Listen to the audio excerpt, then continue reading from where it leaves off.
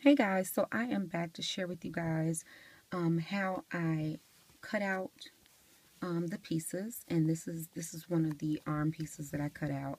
I just kind of cut it close to the seam.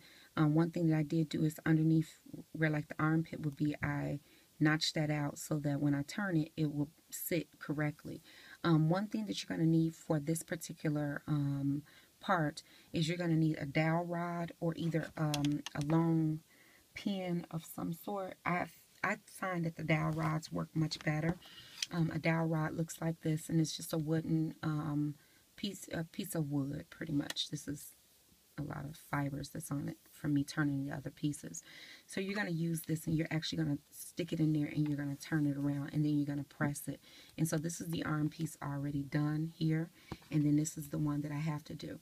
So to me, the hardest part of making the doll is actually the turning part, because you have to take so much time with getting these little areas turned to the right side, because everything needs to be turned to the right side now so that you can begin stuffing. The dowel rod also works well with stuffing your doll.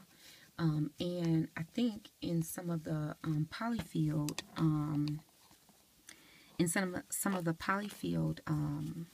bags, they have like a plastic dowel rod.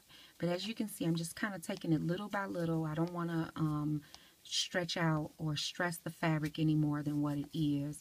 And this is part of the reason why I told you guys that we use like a shorter stitch length, because you know you got to kind of put this dowel rod in there and keep twisting and maneuvering it until you can get this material turned inside out.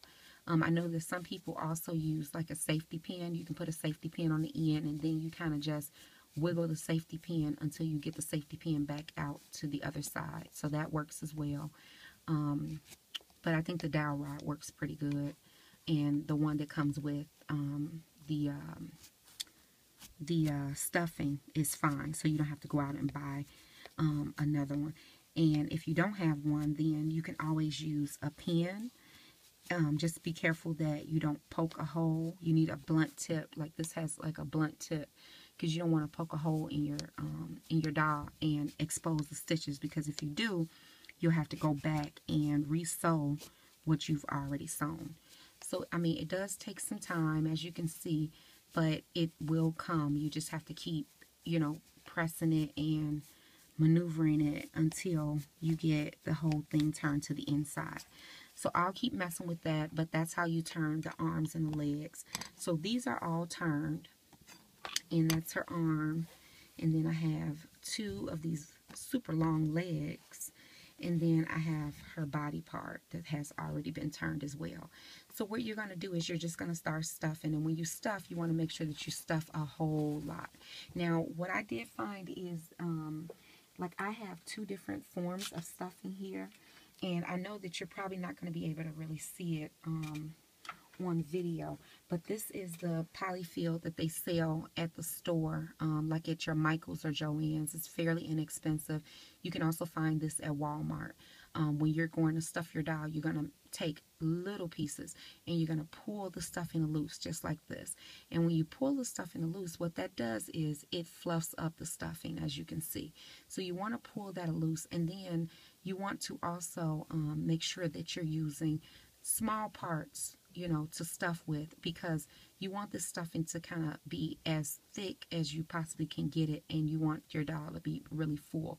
So you just pull it like that, and then you take little small pieces and you're going to stuff it inside. And if you need to, you can also use your dowel rod to, you know, get it up in the area that you need to get it up in.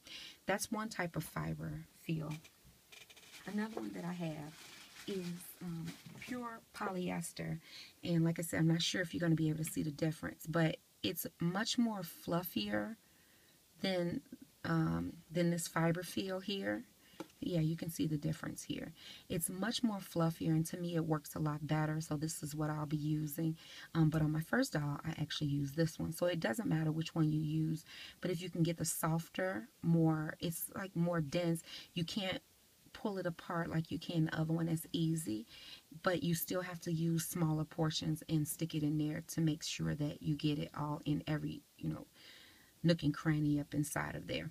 So I am going to stuff my doll, and then I will be back with another video showing you guys how to sew the arms and the legs onto the doll to close her up. Okay, so I'll be back with that video. Stay tuned, guys. Bye.